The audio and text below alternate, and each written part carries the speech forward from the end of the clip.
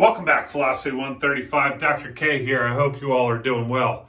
So in our last video, we talked about Rowe's taxonomy of views of the divine. We said that there were two main views: polytheism, which is the view that there's a plurality of divine beings or gods, and monotheism, which says that there's only one divine being or God. We also distinguish two subcategories of monotheism, namely physical monotheism, which holds that God is a spatially located physical being and is thus part of the physical world, and non-physical or spiritual monotheism, which holds that God is a spiritual or non-physical being, has no location in space, and is independent of and separate from the physical world.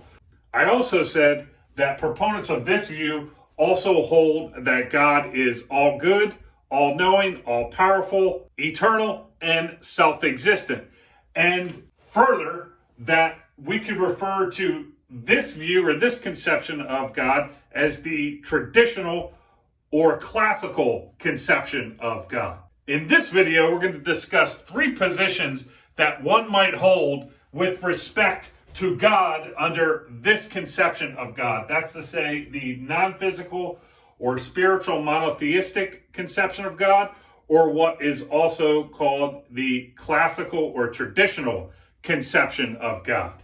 The three positions concern the existence of the God of classical theism, and they're called Theism, Atheism, and Agnosticism. So let's define each of these terms. As Rowe suggests, we could define each of these terms or positions in a narrow or restrictive sense, or in a broader and less restrictive sense.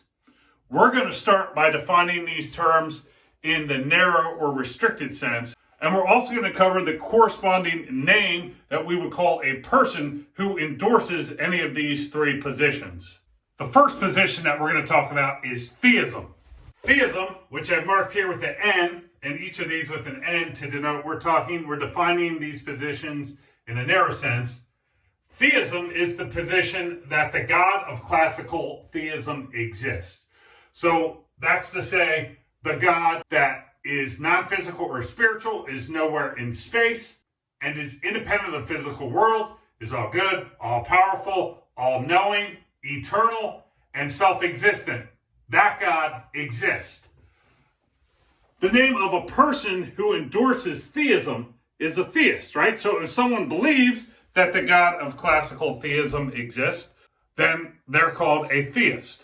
The second position that we're going to discuss is atheism. And again, this is in the narrow sense. Atheism in the narrow sense is the position that the God of classical theism does not exist, right? So on this position, there is no being that is non-physical or spiritual, lacks spatial location, independent of the physical world, is all good, all-knowing, all-powerful, eternal, and self-existent. Such a being with those characteristics does not exist. And someone who endorses atheism in this sense is what we call an atheist. Just so you know, in Greek, theos means God. And if you put an A or an alpha before a word, that's called the alpha privative. It means something like without. So an atheist is someone who is without God. Okay. The last position that we're going to consider is agnosticism in a narrow sense. This is the position that whether the God of classical theism exists or not is unknown, right? So a person who is a proponent of agnosticism would be called an agnostic. And again, such a person would neither believe that the God of classical theism exists, nor deny that the God of classical theism exists. They don't know. And hence, they don't have a belief either way. And again, a little bit about the word itself. So gnosis in Greek means knowledge. And again, you put that alpha before it, means something like without knowledge. So an agnostic is someone without knowledge. Okay, so we've defined theism, atheism, and agnosticism in their narrow or more restricted sense, and we've also covered the names of a person who held either of these positions. Now, let's talk about the broader less restrictive, or we might even say more popular sense in which these terms are often used or these positions are characterized. Okay, so now we're going to talk about theism, atheism, and agnosticism as they are used in a broader, less restrictive, or we could even say more popular sense. And I've marked each of these terms with a B to indicate that these definitions are of these terms in this broader sense. So theism, in the broader sense, is the position that a divine being or divine beings exist, even if it's not the God of classical theism. Right? So on this broad definition of theism, someone who believed in God under the classical conception of God would be a theist. So also would someone who denied the existence of the God of classical theism, but endorsed, say, the existence of one of the Greek gods, say Apollo. So too would someone that endorsed the existence of all the Greek gods. They would be a theist. So too would someone who, say, rejected the existence of the God of classical theism, rejected the existence of the Greek pantheon, but say believed in the existence of the sun and thought that the sun was a divinity, would count as a proponent of theism on this definition. It's broader in the sense that more people are going to count as theists or proponents of theism under this account of theism. Now, atheism, in the broad sense, is the position that no form of deity or divine being or beings exists at all.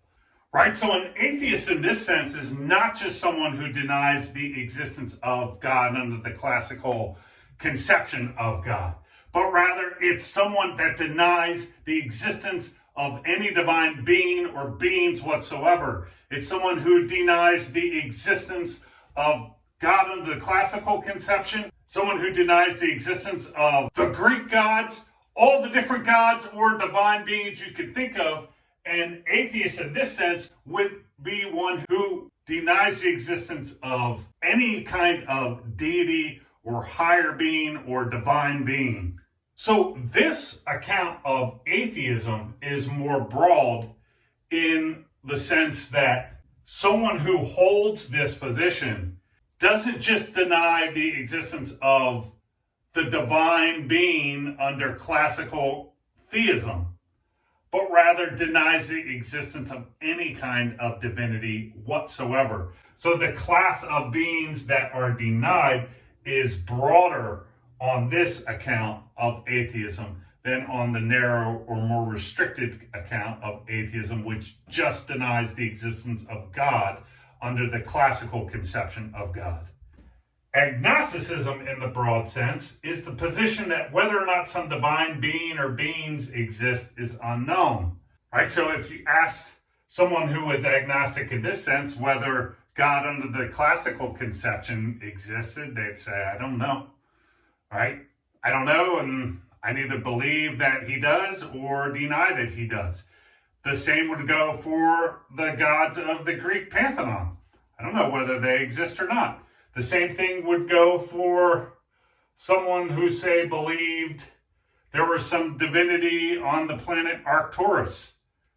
I don't know whether such a being exists or not. It's someone who suspends belief or claims to not have knowledge about whether any divine being or beings exist or not. So agnosticism in this sense is broader because one is claiming that it's unknown as to whether divinity in any of its forms exists. Whereas an agnostic, on the more narrow sense that we looked at formerly, just holds the position that whether or not the God of classical theism exists is unknown. All right, so in this video, we've talked about theism, atheism, and agnosticism in their narrow and broad senses. I want to make clear that in our class, we're going to be using theism, atheism, and agnosticism in the narrow sense. So when we talk about theism, we're talking about the position which holds that the God of classical theism exists. Atheism would be the position that the God of classical theism does not exist. And agnosticism is the position that whether or not the God of classical theism exists is unknown. I also want to point out that in our course, we're going to be looking at arguments for theism and atheism in the narrow sense. So we're going to be looking at arguments for the existence of God under the classical conception, and we're going to be looking at arguments which deny the existence of God under the classical conception. We're not going to be looking at arguments for agnosticism in any of the senses, but it is a central term in discussions about God, and hence you should know what it means in both the narrow and broad senses. Speaking of arguments for the existence of God, in the next video, we're going to examine Rowe's taxonomy of arguments for the existence of God.